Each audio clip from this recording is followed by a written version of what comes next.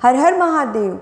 भक्तगण, इस साल सावन का पहला सोमवार 10 जुलाई 2023 को पड़ रहा है और इस साल भगवान शिव जी की असीम कृपा प्राप्त करने के लिए कैसे पूजन किया जाए, कैसे व्रत किस प्रकार रहा जाए और व्रत में कौन सी कथा कही या सुनी जाए, हम अपने वीडियो के माध्यम से आपको बताते रहेंगे।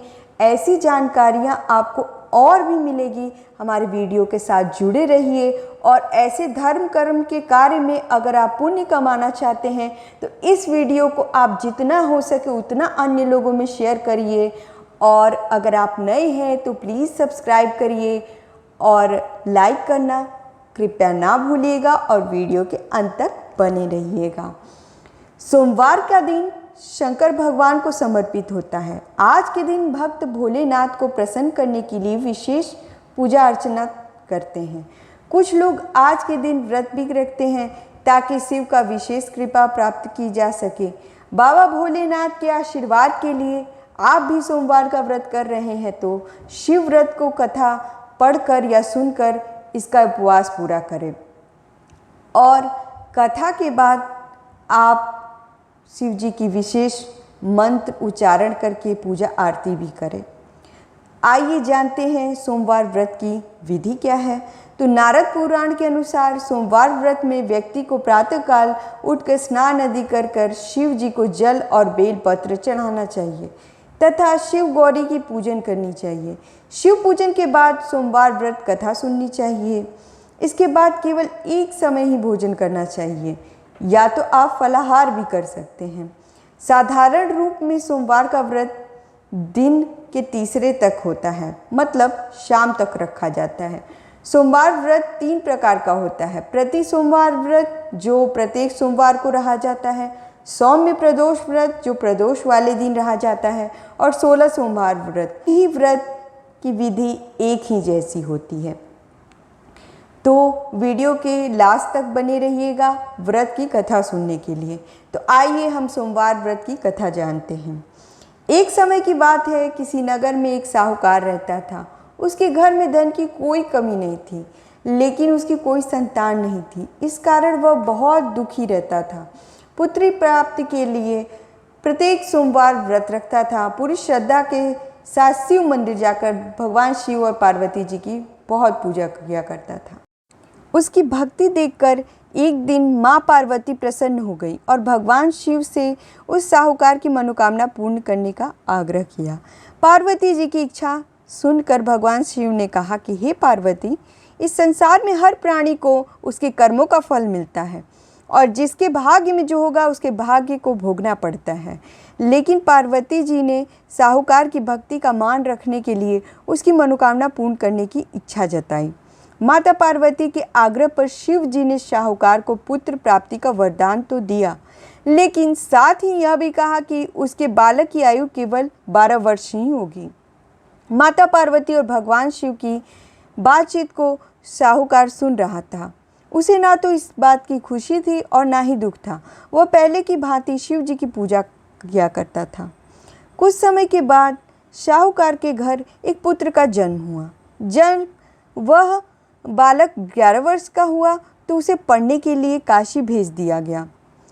साहूकार ने पुत्र के मामा को बुलाकर उसे बहुत सारा धन दिया और कहा कि तुम इस बालक को काशी विद्या प्राप्ति के लिए ले जाओ और मार्ग में यज्ञ कराना। जहाँ भी यज्ञ कराओ वहाँ ब्राह्मणों को भोजन कराते और दक्षिणा देते हुए जाना। दोनों मामा भांजे इसी तरह यज्ञ कराते और ब्राह्मणों को दान दक्षिणा देते काशी की ओर चल पड़े। रात में एक नगर पड़ा जहाँ नगर के राजा की कन्या का विवाह था, लेकिन जिस राजकुमार से उसका विवाह होने वाला था वह एक आँख का काना था। राजकुमार के पिता ने अपने पुत्र के काने होने की बात को छुपाने के लिए एक चाल सोची। साहूकार के पुत्र को देखकर उसके मन में एक विचार आया। उसने सोचा क्यों न इस लड़के को दूल्हा बनाकर राजकुमारी से विवाह करा दूं। विवाह के बाद इसको धन देकर विदा कर दूंगा और राजकुमारी को अपने नगर ले जाऊंगा। लड़के को दूल्हे के वस्त्र पहनाकर राजकुमारी से विवाह करवा दिया। लेकिन साहूकार का पुत्र ईमानदार था। उसने यह सब बातें न्यायसंगत नहीं लगी। उसने अवसर पाकर राजकुमारी की चुन्नी के पल्ले पर लिखा कि तुम्हारा विवाह तो मेरे साथ हुआ है, लेकिन जिस राजकुमार के संग तुम्हें भेजा जाएगा वह एक आंख का काना होगा। मैं तो काशी पढ़ने जा रहा हूँ। जब राजकुमारी ने चुन्नी पर लिखी पढ़ी बात सुनी तो अपने माता पिता को यह बात बताई। राजा ने अपनी पुत्री को विदा नहीं किया, जिससे बारात वापस चली गई। दूसरी ओर साहूकार का लड़का और उसका मामा काशी पहुँचे और वहाँ जाकर उन्होंने यज्ञ किया। जिस दिन लड़के की आयु 12 साल की हुई उसी दिन यज्ञ रखा गया।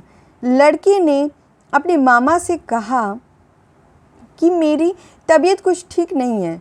मामा ने कहा कि तुम अंदर जाकर सो जाओ। शिव जी के वरदान अनुसार कुछ ही देर में उस बालक के प्राण निकल गए। मृत भांजे को देख उसके मामा ने विलाप शुरू कर दिया।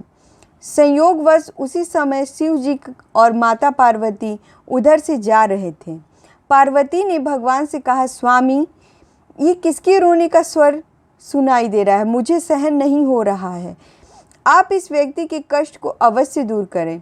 जब शिव जी मित्र बालक की समीप गए तो वह बोले कि यह उसी साहूकार का पुत्र है जिसे मैंने 12 वर्ष की आयु का वरदान दिया। अब इसकी आयु पूरी हो चुकी है।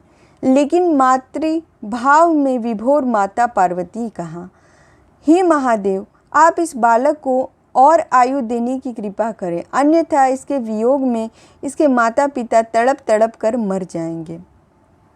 माता पार्वती के आग्रह पर भगवान शिव ने उस लड़के को जीवित होने का वरदान दिया।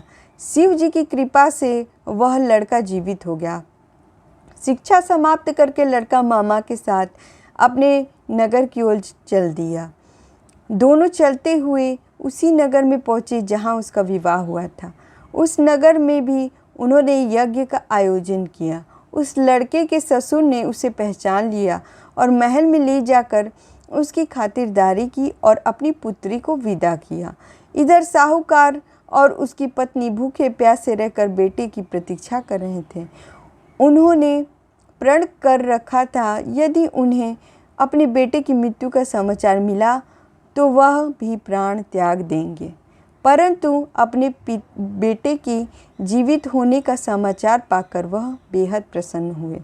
उसी रात भगवान शिव ने व्यापारी के स्वप्न में आकर कहा, हे श्रेष्ठ, मैंने तेरी सोमवार के व्रत करने और व्रत कथा सुनने से प्रसन्न होकर तेरे पुत्र को लंबी आयु प्रदान की है।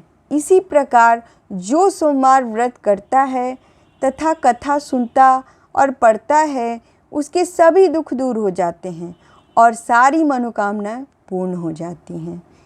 तो बोलिए प्रेम से शंकर भगवान की जय जय।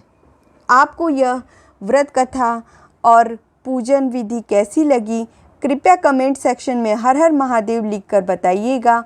और हमारी ऐसी अन्य वीडियो भी आती रहेंगी और सावन भर हमारा स्पेशल शिव भजन गीत चल रहा है हमारे चैनल पे, जिसका लिंक मैं डिस्क्रिप्शन बॉक्स में दे दूँगी। कृपया उस लिंक पे जाइएगा और उस चैनल को सब्सक्राइब करिएगा। तब तक के लिए हर हर महादेव।